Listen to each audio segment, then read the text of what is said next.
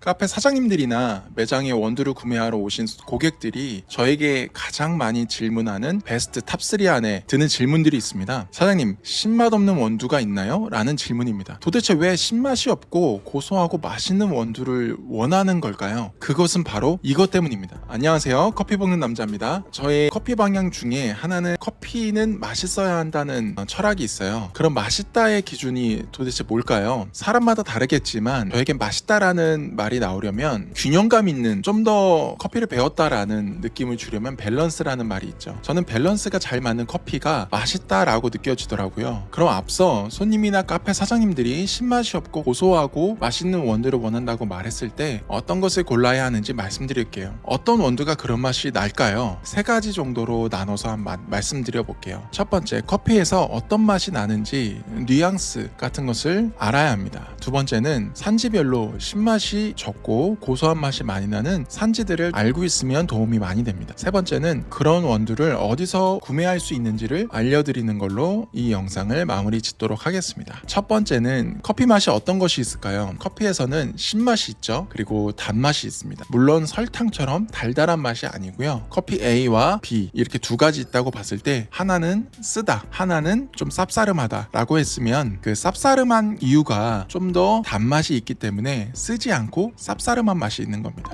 그런 식으로 생각하시면 될 것 같고요. 세 번째, 바디감. 바디감이라는 것은 물을 먹었을 때의 느낌과 우유를 먹었을 때의 느낌이 서로 다르죠. 물보다는 우유가 좀 더 묵직한 면이 있죠. 그게 바디감입니다. 그런 것을 바디감이라고 하고, 네 번째, 밸런스. 신맛과 단맛과 바디감, 묵직함들이 골고루 있는지 그런 것들을 밸런스라고 말할 수 있겠는데요. 물론 이게 전부 잘 느껴지지 않습니다 라고 하는 분들이 계실 거예요. 그런 분들도 괜찮아요. 그냥 그런 게 있다라고 생각하시면 됩니다. 이런 것을 머리에 두고 이해가 되셨다면 앞으로 카페 같은 데 가시면 이런 말을 할 수가 있는 거예요. 핸드드립이나 원두를 고를 때 바리스타에게 말할 수 있는 거죠.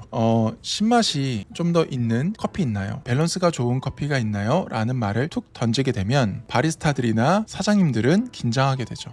그런 커피는 이러이러한 커피가 있는데 어떻게 내려드릴까요? 이런 식으로 얘기를 하겠죠. 그런 부분을 말씀드리고 싶었어요. 커피는 신맛이 있다고 말씀드렸죠. 커피에는 모두 신맛이 존재합니다. 이 부분을 정말 얘기하고 싶었어요. 고객들이나 카페 사장님들이나 저에게 말을 하는 게 신맛 없는 커피 있나요? 라는 질문은 어떤 부분에선 저에겐 불가능한 걸 요구하고 있는 거죠. 신맛이 없는 커피는 이 세상에 존재하지 않기 때문이죠. 신맛이 없는 커피는 없습니다. 신맛이 다소 적은 커피가 있을 뿐인 거죠.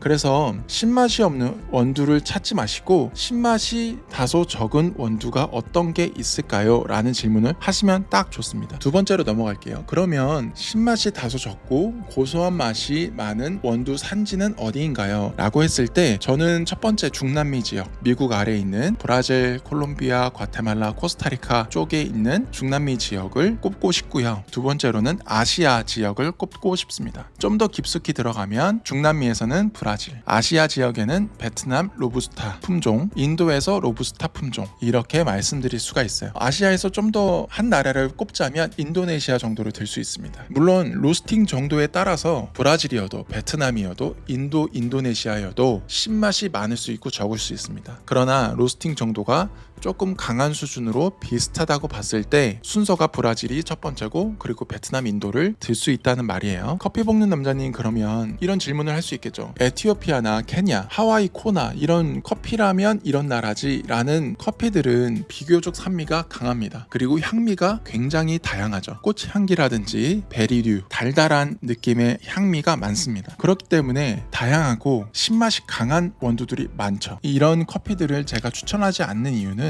이런 고품질의 원두를 신맛이 적고 고소하고 단맛이 좋은 커피를 원하는 분들은 에티오피아, 케냐, 하와이, 코나 이런 것보다는 좀 더 단순하고 묵직하고 편하게 먹을 수 있는 원두들을 좋아하기 때문에 제가 추천해 드리지 않는 겁니다. 이 점을 꼭 오해하지 말고 보셔야 된다는 거 꼭 말씀드리고 싶고요. 다시 정리해 보겠습니다. 중남미, 아시아에서 원두를 사면 신맛이 다소 적고 고소하고 묵직한 커피를 고를 수 있다. 그리고 중남미에서는 브라질, 코스타리카, 과테말라, 콜롬비아 순으로 신맛이 세진다. 그래서 브라질, 코스타리카, 과테말라 정도로 고르시면 실패가 없을 것이다 라는 말씀을 드리고 싶습니다. 마지막으로 구매처에 대해서 말씀드리면 첫 번째는 일전에도 제가 추천드린 바 있는 알레그리아라는 커피 로스팅 업체를 추천드립니다. 중남미 원두로 블렌딩되어 있는 커피들을 고르셔서 드시면 크게 실패 없을 거라고 생각이 듭니다. 두 번째로는 모모스 커피를 추천드리고 싶고 블렌딩 중에 에스쇼콜라라는 블렌드를 추천드리고 싶습니다. 그러나 모모스 커피 같은 경우는 그래도 신맛이 다소 있는 편에 속합니다. 스페셜티 커피 업체고 하다 보니까 그런 것도 있는데 비교적 에스쇼콜라 같은 경우 제가 먹어봤을 때도 신맛이 비교적 적었기 때문에 추천드리는 겁니다. 세 번째는 커피로맨스, 커피 볶는 남자의 브랜드에서 디어로맨스 블렌드를 추천드립니다. 이 블렌딩은 제가 가장 볶음도가 강한 원두에 속하고요. 콜롬비아가 들어가 있지 않고 에티오피아가 살짝 들어가 있습니다. 그럼에도 추천드리는 이유는 에티오피아가 강하게 볶게 되면 굉장히 단맛도 좋아지면서 다크 초콜릿 같은 느낌이 납니다. 그런 풍미를 내는 걸 좋아하는 편이어서 그 포인트를 잡아 로스팅을 했기 때문에 쌉싸름하면서도 좋은 신맛과 단맛 그리고 묵직함까지 느끼기 원하시는 분들은 이 원두를 추천드립니다. 영상이 마음에 드셨다면 구독과 좋아요를 꼭 눌러주시고요. 구독과 좋아요 그리고 알람 설정까지 해주시면 저에게 큰 힘이 됩니다. 구독을 눌러주시지 않거나 좋아요를 눌러주시지 않는 분들이 많이 계신 것 같은데 조회수에 비교해서 얼마큼 잘 찍어주시는지 이번에 확인을 하고 힘을 얻어서 컨텐츠를 제작하도록 하겠습니다. 감사합니다.